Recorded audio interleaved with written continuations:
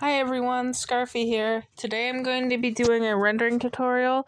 I've gotten some compliments on it and I decided to just show off how I render. First I'm going to show off how I render skin. I do not start with the base like orange or brown tone. Instead start with a blue tone. A light blue tone usually, but it can vary. You can use any color you want on this. It doesn't have to be blue. I just choose blue because that's the undertone of my main character. So you want to just take a regular solid brush and just color in. I'm not using anything as reference for this, but you can just color in. I'm gonna make a big circle for this. Doesn't have to be perfect, of course. So you want to keep that in a palette or something. You want to make sure you keep that. And then for my custom brush, I use this Blending Cutely brush that I found off of the custom online service on here. I can't remember who it's from, but if anyone knows who it's from, you can just comment and say it. So this is the main brush I use. Then I go to the actual skin tone. I'm using Onyx's skin tone as a reference, and then I just color over it. You want to make sure you're on alpha lock.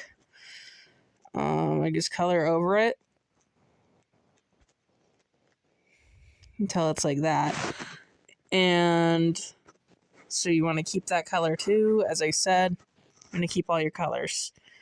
Next, I do the blush. Actually, next, should I do blush or should I do shading? Because I use this brush the whole time, so let me think if I should. I'll do blush next. I'll do blush. Ignore that in the background. It is storming currently. So for the blush, you want to take your skin tone, go more toward the red, and then if you want to, you can make it darker. I usually choose to make it darker and more pink. Let me find a good one. You stay in this range, yep. And then you add the blush, kind of blend that out.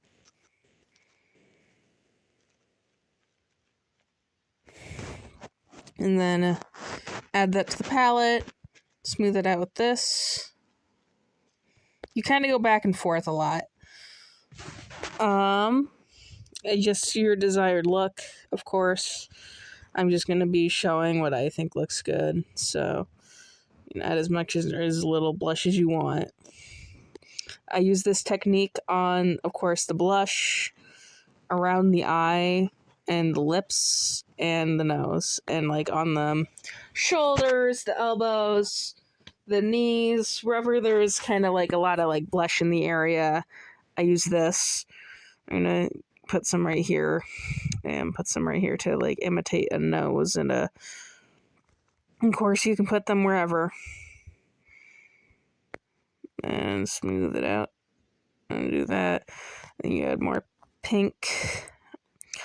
And usually what I do is I lower the opacity of the brush and do it that way so it's not as intense.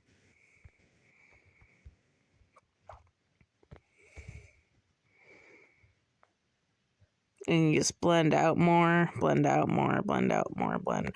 There's a lot of blending involved. So that's the blush.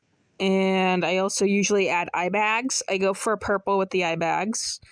Usually a darker purple like that. And then I'll just like put under the eye.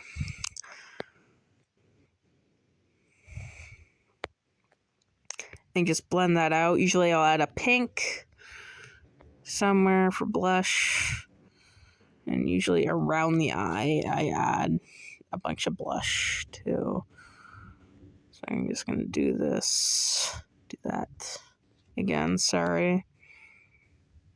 Hope the audio quality doesn't come out too bad because of the thunder and lightning. I think that looks decent.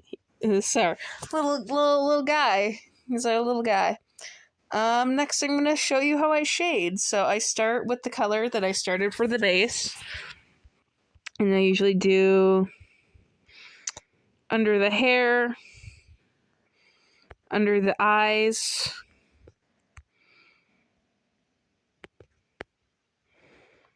under the nose, and under the lips usually. And then wherever like the light source is hitting, it really can depend. Look at I feel like I'm putting like makeup on like an orange or something. You ever seen those videos?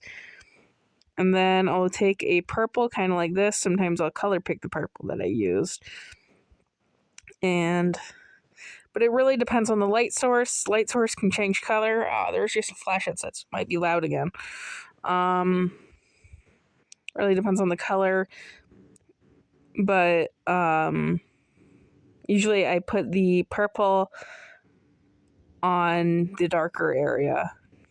In some areas I don't do this too. If I don't think it needs it, usually it's not all the areas that I shade like that. Sometimes it's just like one method, sometimes it's the other. Then I'll blend it. Not like that, but I'll blend it. Lower the opacity and blend it. This is where we get to the spots. Some drawings you'll see me do this kind of spotty thing. I do that in about every drawing. Yeah, but shout out to the brush maker for making this brush. I'm so sorry that I forgot their user. I just downloaded it one day and I'm like, hey, this is a good brush. So I just started using it regularly. But yeah, it looks like that. Looks kind of like a potato. I don't know why I said that. But you can blend out, blend out, blend out, blend out, blend out. Usually, as I said, I keep the opacity low when I'm blending too. Because it just looks better. By the way, you don't have to do the second shading part. It's only optional. I sometimes don't. But you had to blend it like that. So make sure it's all blended and to the opacity that you like. As I said, the color can change with the light source. So look at different colored light sources if you want to use my techniques, and make sure to use the light source that is correct for the reference photo. I'm just using a regular light. So, and then you want to take a really, this is just for this one. I'm going to take a light shade of yellow. Kind of good shade here. And then you want to put it on the places where the light will hit. Now these are the highlights. So I usually put them on the nose, near the eye, near some of the places that are shaded. On the lips, of course, you have to always highlight the lips. And then I'll put some on the bottom as well, just to show. Usually I only do one highlight thing. Sometimes on the cheeks. And I'll color like correct stuff, of course. If I think it needs corrected, I will correct it. Yeah, and then you blend it out with the regular color. And if you want to, you can blend it out. If there's a color underneath it, you can blend it out with the color. So I'm going to blend it out with this. And then add more on top of it. Just to make it look brighter and stuff. Sorry, that was a very rude burp of me. I'm very sorry. But you want to do that. It's fine too. And there you go. That's how I render.